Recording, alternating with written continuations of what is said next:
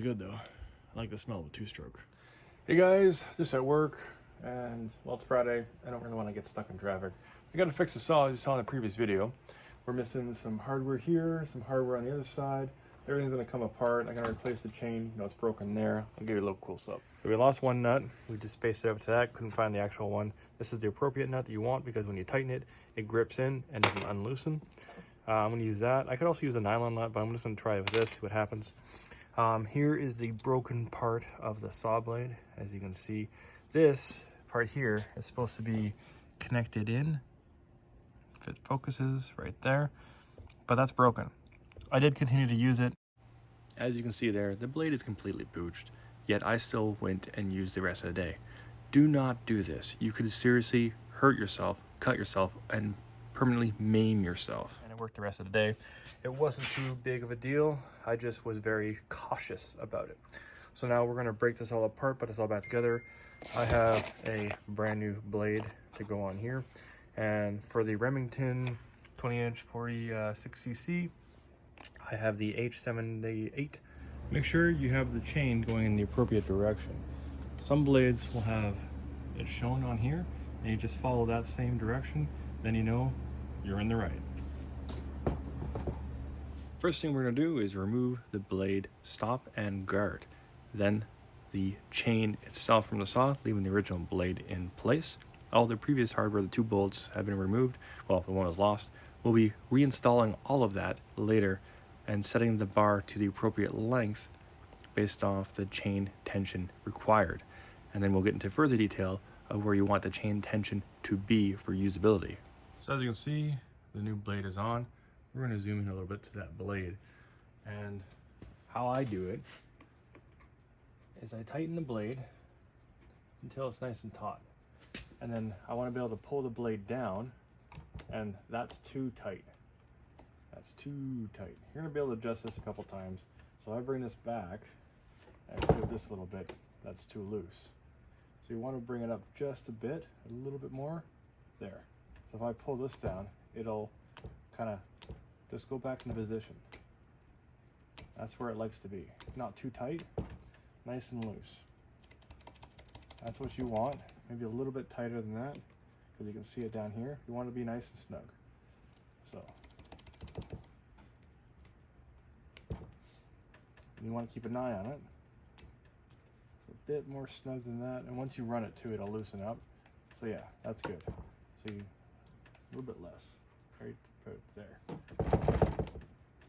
You pull this down, hold it. There you go. So that's good. Obviously, once you tighten it up, it'll be a lot better. Now that we're just wrapping it up, I just want to show you where the blade tensioning screw is located. Alrighty guys, we are going to replace some of the hardware. So we are done with this.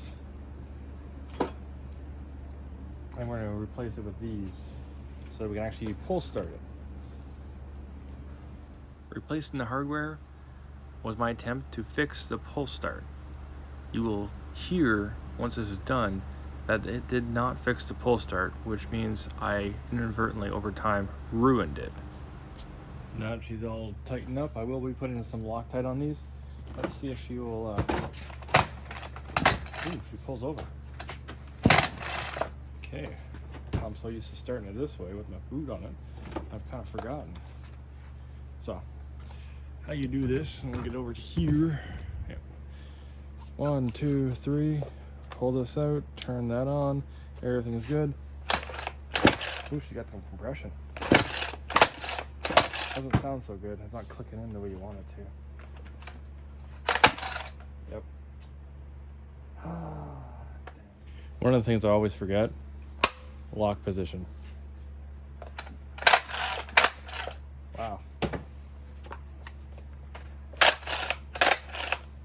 I guess it's been like this for so long.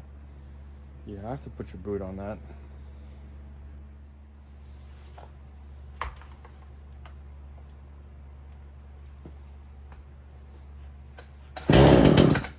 Yep, that's the way she likes it.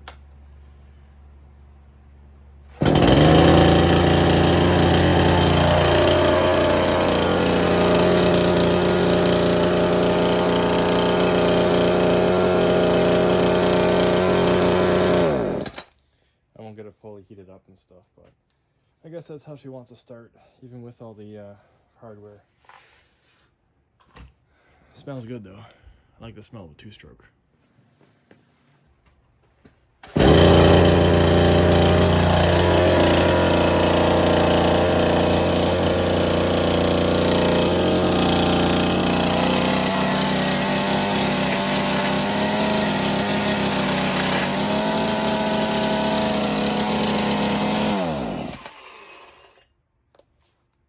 Good. Nice. The other thing I have when I'm out in the wild is this no nonsense, easy peasy sharpener. Put this in like that, just like so. You can move it around a little bit, and you want to size this to the appropriate size for your blade. Now, we've got the easies for the angles for each style. So mine is the 30 degree for either side. So in doing so, I'll zoom in for this.